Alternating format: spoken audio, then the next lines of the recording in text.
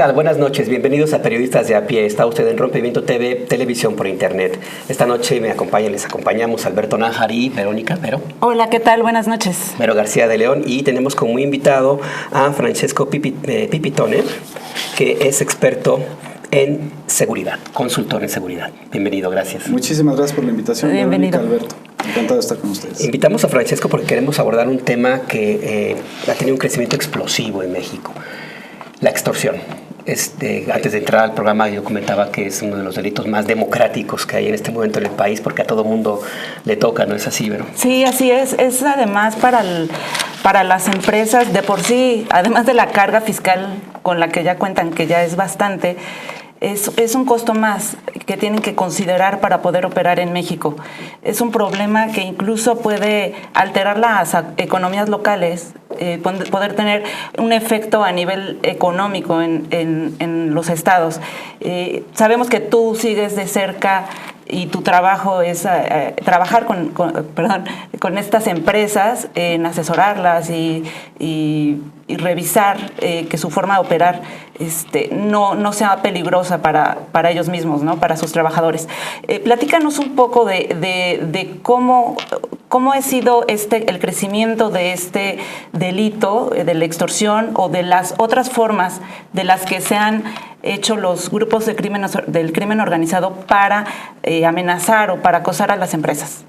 Miren, el sector empresarial en el país, antes de que viviéramos esta crisis de seguridad, estoy hablando de hace no mucho tiempo, en realidad 10, 15 años, los principales riesgos para las empresas eran, uno, el secuestro, que siempre ha sido un problema en México, y los objetivos del secuestro era gente con cierto nivel adquisitivo, que tenían dinero, los ubicaban y generaban este tipo de delitos. ¿A qué se enfrentaban las empresas hace 10, 15 años también? Probablemente al robo en carreteras, por ejemplo. En algunas partes del país siempre ha sido complicado circular. Sin embargo, desde hace 10 años, esta nueva dinámica del crimen organizado que vivimos en México, hay cambios en la manera de operar del crimen organizado que derivaron en mayores secuestros para unidades económicas, empresas, etcétera. Uno de los principales cambios del crimen organizado en México es, lo platicábamos hace rato, el control territorial que ahora buscan. Antes estaban muy dedicados a una o dos actividades, que era sobre todo el narcotráfico y el trasiego internacional de drogas. Entonces necesitaban ni siquiera controlar, pero sí poder tener vía libre en las carreteras y en algunos lugares. Ahora el crimen organizado necesita o ha pretendido obtener control territorial de zonas más amplias que en el pasado. Y eso les ha permitido desarrollar otro tipo de delitos. Uno es justamente el de la extorsión, lo que llamamos acá en México el pago por derecho de piso. Este es un delito completamente nuevo. Hace 15 años, 20 años, las cifras de extorsión eran bajísimas y se referían muchas veces a cuestiones personales inclusive. En los últimos años hemos vivido una explosión de este delito. Hay, como saben ustedes, muchas modalidades de ella. Hay una parte en donde se concentra la gran mayoría de la incidencia, que es extorsión telefónica, en muchas ocasiones engaño telefónico. Y hay otra parte en la cual sí se trata de un pago por derecho de piso, en la cual comúnmente el acercamiento es presencial. Se acercan 2 o 3 personas a tu negocio, empiezan a buscar al encargado o al gerente, o si está el dueño, y le piden ponerse de acuerdo para la cuota. Otro tipo de delitos a los cuales se están enfrentando las empresas en México, el secuestro se mantiene, solo que el secuestro, igualmente como mencionaba Alberto, el secuestro también se democratizó, por decirlo de alguna manera. El perfil de las víctimas ha cambiado, se mantienen las víctimas de alto perfil, la gente que tiene dinero, pero también se ven muchos casos de secuestros en los cuales el rescate es los electrodomésticos de la casa, por ejemplo, o secuestros de 20,000 pesos, de 30,000 pesos. O lo que pasa con los maestros que les piden la quincena en Acapulco, por ejemplo. Exactamente. Entonces es un delito que desafortunadamente también se democratizó, se expandió. Ahora pueden secuestrar también a algún trabajador de una empresa o al gerente de la misma. Robos, también hay mucho robo en algunas partes del país. Las empresas están sufriendo de ese tipo de delitos. La circulación por las carreteras, sobre todo las empresas que tienen distribución de bienes o que tienen que mandar a su fuerza de venta, su fuerza de trabajo a distintas partes del país, también sufren por las condiciones en las cuales ahora ya es más complicado circular por las carreteras de México. Te puedes encontrar un retén en las carreteras y en algunas ciudades del país, inclusive retenes urbanos. Adentro de las ciudades hay retenes. Derivado también del control territorial que el crimen organizado ha empezado a ejercer desde hace algunos años en territorios mexicanos, hay muchas actividades de lo que se conoce como halconeo e inclusive infiltración dentro de las empresas. Entonces, sin que el dueño, el gerente o los responsables o el de recursos humanos se dé cuenta, se le van metiendo gente que en realidad sí llega a trabajar, pero también está recabando información. Y dependiendo del giro o del número de personal que tienes, inclusive generar alguna especie de narcomenudeo interno en las empresas. Las empresas también han sufrido clonación de vehículos, han utilizado los logotipos de algunas empresas o algunos proyectos productivos para intentar circular de manera más ágil por las carreteras mexicanas. Entonces, en síntesis, lo que les quiero decir es, teníamos un tipo de crimen organizado hace 10, 15 años, que era lesivo para las empresas, pero que se mantenía a cierto nivel, y una de las afectaciones de este nuevo perfil del crimen organizado en México es justamente tener a las empresas como un objetivo. El crimen organizado tiene como un objetivo a las empresas para cometer distinto tipo de delitos. ¿A qué se debe este cambio de la operación de los carteles, sobre todo de la droga, que son los que tienen, digamos, un control más territorial más amplio y más fuerza militar? ¿Se debe a que ya no están teniendo éxito en su negocio de exportar droga o que están también, no sé si hay otros personeros que estén también al amparo de esta organización cometiendo estos delitos? ¿Han detectado ustedes a qué se debe este cambio? Pareciera que hay una diversificación de las actividades del crimen organizado. Es algo que se ha platicado mucho en los últimos años y creemos que es así. Mientras hace algunos años el crimen organizado se dedicaba sobre todo al narcotráfico internacional, en México nunca se ha podido cultivar cocaína, la alcalinidad de la tierra no da. Y la altura tampoco. La altura no da, no hay condiciones para cultivar cocaína, pero sí amapola y marihuana en grandes extensiones. Entonces México se dedicaba a la producción de amapola y de marihuana y era una ruta de paso para llevar cocaína del sur al norte. Ahí estábamos hasta que hace 10 años más o menos, es ahí donde ubicamos más o menos el punto de inflexión, digamos. Las organizaciones del crimen organizado empezaron a diversificarse, a ampliar su cartera de servicios, por llamarlo de alguna manera. Entonces, se pueden dedicar a eso y se siguen dedicando a eso con relativo éxito. Puede que algunas rutas las tengan bloqueadas en algún momento y entonces busquen otras maneras de circular droga. Pero al tener tú el control territorial de un lugar, puedes empezar a desarrollar otro tipo de actividades criminales, como es justamente la extorsión, en cuyo caso en el derecho de piso es un delito que necesitas tener control territorial. Si no, es muy difícil operar un pago por derecho de piso. Si tú tienes que extorsionar a la ruta del transporte público en determinado municipio o a las papelerías, tortillerías, tiendas de abarrotes de determinada colonia, tú tienes que apersonarte, tener gente ahí presencialmente, ir a cobrar la cuota. Si no, es un delito que muy difícilmente va a poder operar. Y para poder hacer eso necesitas tener un control territorial. En el caso del secuestro, no es necesario que tengas un control territorial del lugar en donde vas a cometer el secuestro, porque tú tomas en cautiverio a la víctima y la llevas a otro lugar. Pero en el caso del derecho de piso, sí necesitas tener mucho control territorial. Al hablar de control territorial, entonces ya estamos hablando de que pueden estar identificados ya territorios, o sea, zonas cooptadas ya por el crimen organizado en este sentido, ¿no? Donde ya se sabe, o quizá empresas como la tuya, ya saben que ahí opera tal o cual grupo, etcétera. En tu experiencia, ¿qué es lo que has visto? ¿Cómo se ha distribuido esta y en qué estados están los principales focos rojos de estos delitos? Mira, el crimen organizado se volvió más territorial. Antes teníamos 7, 8 grupos grandes. De 10, 15 años, estaban muy identificados cada quien con su territorio. Y un poco antes, inclusive, sabíamos que estaban en Sinaloa las dos grandes escuelas del narcotráfico en México, que eran Sinaloa y Tamaulipas, cada una con sus orígenes, con sus reglas distintas, etcétera. Pero se tenían bastante bien identificados. Hoy tenemos, habría que hacer un conteo, pero yo creo que tenemos de grupos grandes del crimen organizado, que tienen operaciones inclusive internacionales, podemos estar hablando de 15, 20 grupos.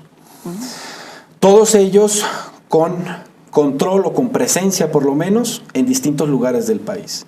Y después tenemos muchos pandillas locales, si queremos, o grupos mucho más pequeños, menos sofisticados, con menos capacidad operativa de armamento, de inteligencia, pero que eventualmente, si el negocio del tráfico de drogas es un negocio que en ese momento hay bastante, entonces se ocupan en eso.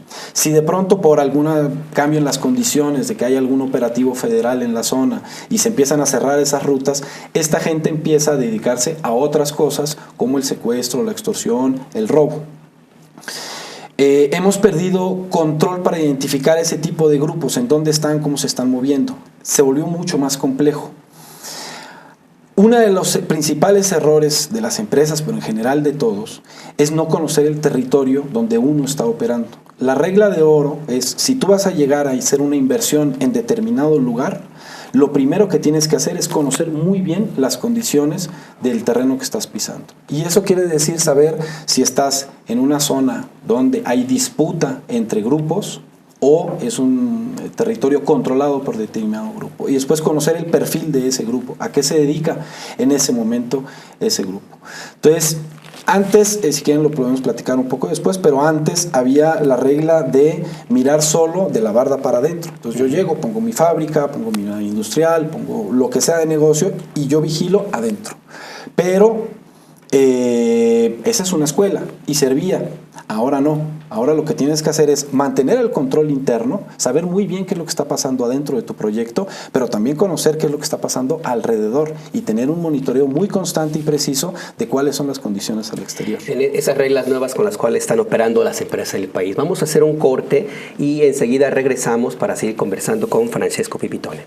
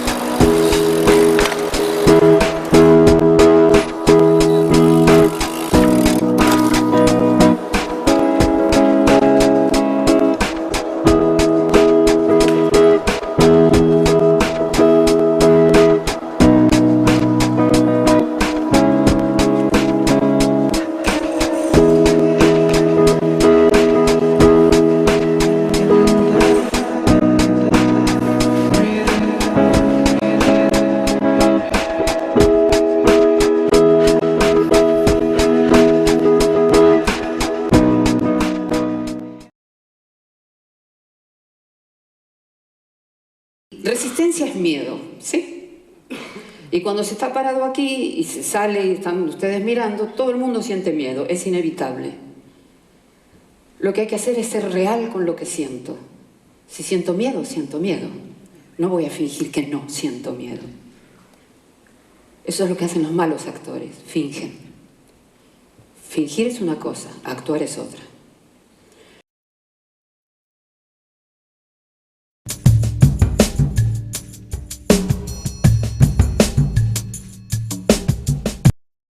Gracias por seguir en Periodistas de a Pie, en Rompeviento TV, televisión por internet.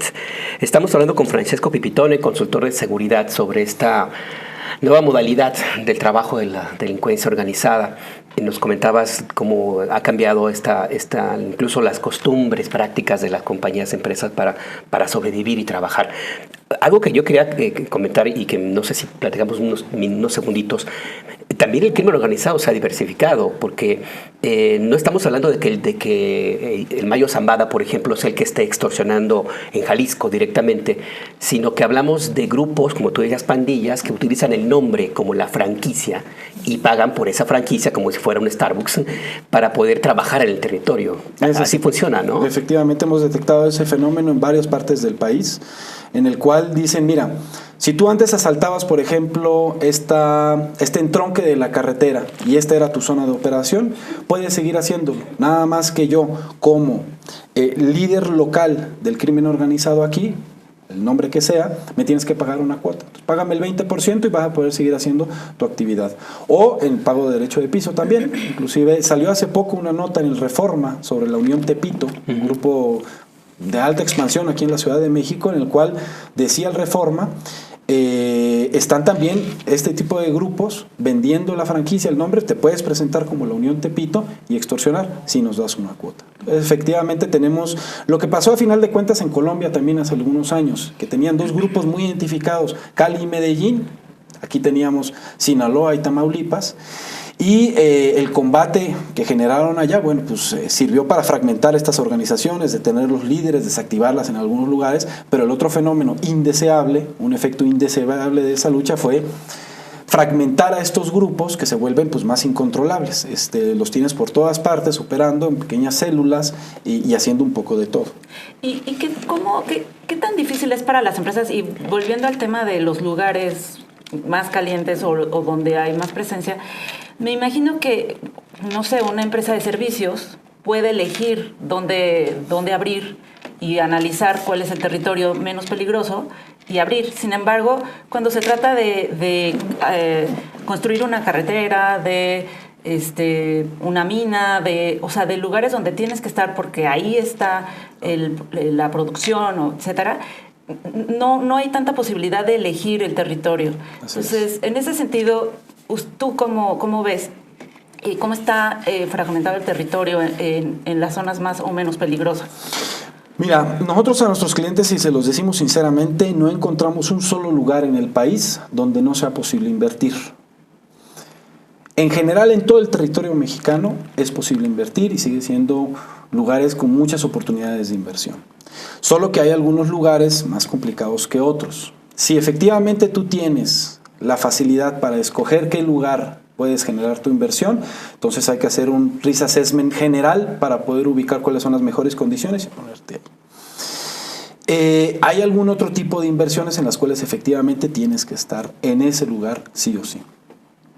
Ahorita, si quieren, hablamos rápido de qué es lo que nosotros recomendamos en ese tipo de casos. Los lugares, es un fenómeno muy dinámico. Entonces, lo que ahorita es válido, en 6 meses puede cambiar. La criminalidad se va acoplando mucho a las condiciones también del número de presencia de fuerzas federales, a las elecciones, en fin. Entonces, lo que yo te puedo decir hoy desde determinado municipio es válido para hoy y las siguientes semanas, pero hay que ver la dinámica interna de ese lugar, a ver qué es lo que ocurra. Puede que en 6 meses esté peor o que esté mejor. Al día de hoy, en términos muy esquemáticos y generales, podemos decir que hay algunos problemas. En el Estado de México la situación no es fácil. En Morelos la situación tampoco es fácil, se ha descompuesto bastante en las últimas semanas, meses inclusive. Algunas partes de Veracruz son complicadas de operar. El norte, la frontera con Tamaulipas, Pueblo Viejo, estas zonas es complicado. El sur, Coatzacoalcos, Minatitlán, Cozoleacaque, esas zonas también son difíciles. Guerrero, ni se diga, lo sabemos, hay zonas, amplias zonas de Guerrero y de Michoacán en donde la situación no es la mejor. Y el que siempre aparece en todos los rankings y digamos que mucha gente lo cocina aparte, pues es Tamaulipas. Tamaulipas siempre ha habido problemas y sigue habiendo problemas. No en todo el territorio tamaulipeco, pero es difícil operar en Tamaulipas. Ahora, si tú, por ejemplo, efectivamente tienes que construir una carretera del punto A al punto B o tienes una mina, bueno, puedes operar, pero hay algunas reglas previas que nosotros recomendamos para que lo puedas hacer de la mejor manera. Uno era justamente lo que decía, en la literatura norteamericana se llama mirar beyond the fence, mirar por afuera de la barda. Muchas empresas antes veían solo de la barda para adentro, es lo que les decía, y mantenían una disciplina operativa interna, pero solo adentro de la barda para adentro. se han dado cuenta últimamente de estar operando en territorios más o menos hostiles o complicados, como pueden ser algunos mexicanos, en que una de las reglas de oro es las relaciones comunitarias. Si tú tienes buenas relaciones comunitarias, si tú llegas a una localidad y empiezas a conocer quiénes son los actores relevantes, cuáles son las necesidades de ese lugar, y empiezas a generar beneficios o algunas ventajas más allá de solo dar trabajo a la gente local, bueno, vas a tener muchas más posibilidades de poder operar de manera tranquila. La misma comunidad, y lo hemos visto, se encarga de protegerte cuando te reciben con los brazos abiertos. Si por el contrario llegas, como algunas empresas en algunas ocasiones han llegado, y simplemente no quieren relaciones comunitarias y se encierran en su mina y no hacen absolutamente nada por tener una relación positiva con la gente del lugar, bueno, pues ahí seguramente vas a tener varios problemas. Otra de las cosas muy importantes para que las empresas puedan operar es la capacitación y la prevención de sus trabajadores. Todos los trabajadores tienen que tener una capacitación, unos cursos de inducción, en donde se les dice qué es lo que sí pueden hacer y qué es lo que no pueden hacer. Se les explica cuáles son los riesgos en ese momento, en ese lugar, y cómo reaccionar ante ellos. Se tienen que generar un plan integral de seguridad de la empresa y un plan de seguridad específico para el lugar en donde va a operar, en donde se conozcan las condiciones del lugar, cuáles son los riesgos principales y ante ellos qué podemos hacer. Se generan procedimientos sistemáticos de operaciones, que son documentos, protocolos con flujogramas, en donde se le dice a la gente qué hacer antes, durante y después de una emergencia. Entonces, pongamos el caso de un retén de crimen organizado en determinado punto.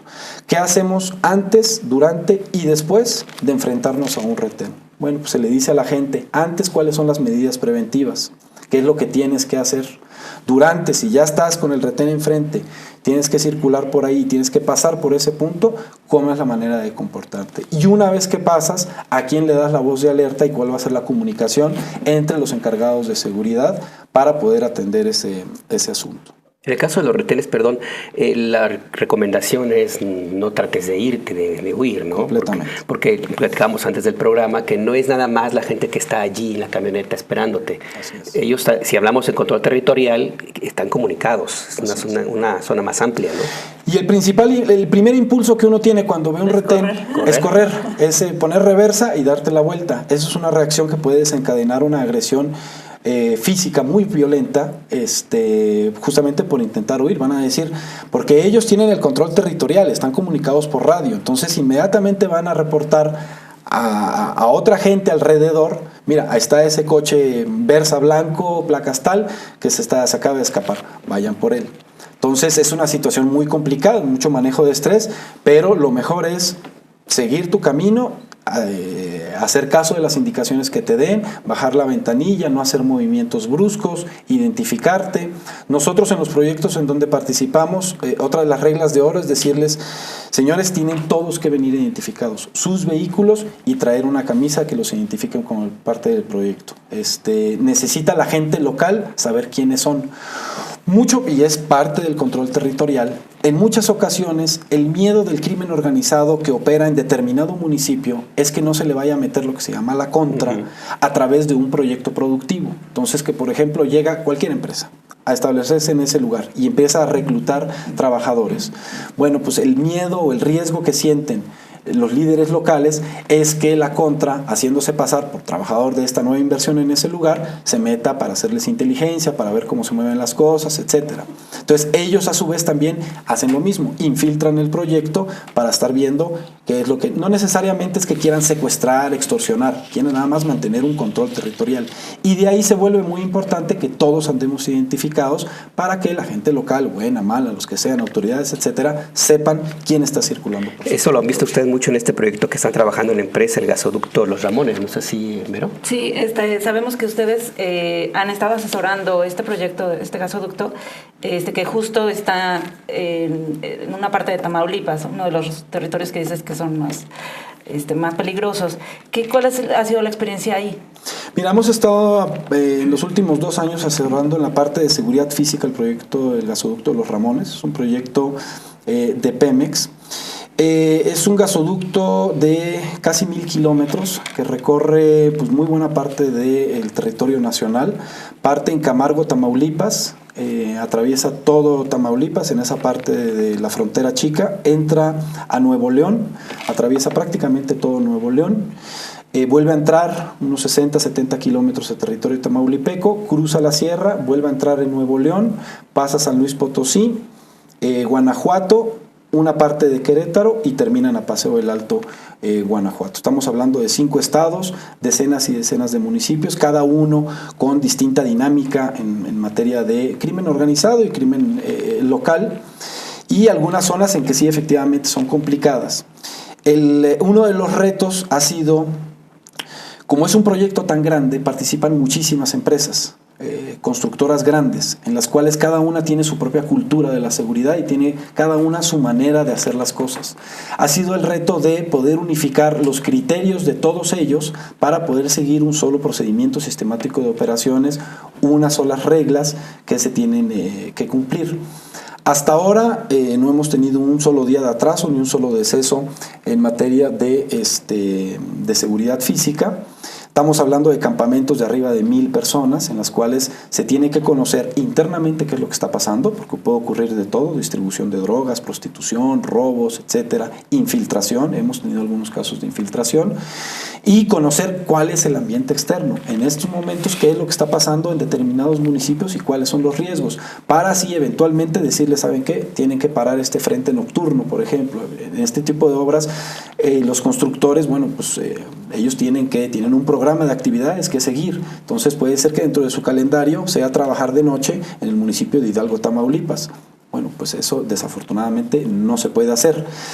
Es, como le decía hace algunas semanas, tratar de encontrar un equilibrio en el cual no hay ninguna negociación con el crimen organizado. Es lo peor que pueden hacer las empresas, entrar en una negociación con crimen organizado, van a salir mal, pero sí encontrar un equilibrio en el cual el crimen organizado local entienda que este proyecto no representa un riesgo para sus intereses. A nosotros no nos interesa qué es lo que hagan, y lo que queremos es que no lastimen a ningún trabajador y que nos permitan terminar la obra en tiempo y forma.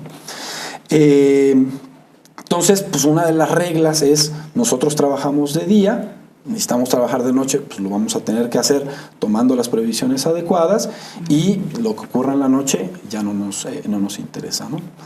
O sea, más bien como mandar el mensaje de que no nos metemos con ustedes no tienen ninguna razón de tener un riesgo con nosotros. Y aquí no hay nada que les interese. Hay algunas empresas que por cultura pues pagan la nómina en efectivo en el campamento. Eso no se puede. No podemos estar pagando en efectivo en el campamento. ¿Y derecho de piso se paga, rápidamente antes de terminar? En el proyecto de los Ramones, no. Nosotros no hemos tenido ningún reporte en lo absoluto. ¿Y ustedes no lo pagaríamos? No lo recomendamos. Pagar derecho de piso en la experiencia mexicana, pero en la experiencia internacional, en Colombia, que la llaman la vacuna, o en Sicilia, que es una realidad que conozco más o menos cerca, pagar por extorsión termina mal. Empiezan con que págame la cuota a la semana, a las 15 días, y después, ¿sabes qué? Contrátame también a esta gente que acaba de salir de la cárcel y no tiene ahorita trabajo, contrátamelo. Vaya, pues es un tema, desgraciadamente se nos fue muy rapidísimo el tiempo, Francesco Pipitone. Muchas gracias. Ojalá que podamos seguir conversando más adelante, es muy, muy interesante. Tenemos un anuncio rapidísimo en internet, tenemos en la red de periodistas de a pie una campaña que se llama Sigo siendo periodista, las razones por las cuales nos mantenemos en el trabajo a pesar de todos los pesares de México. Francesco, muchas gracias. Vero. Muchas gracias. Y a usted, muchas gracias. Buenas noches.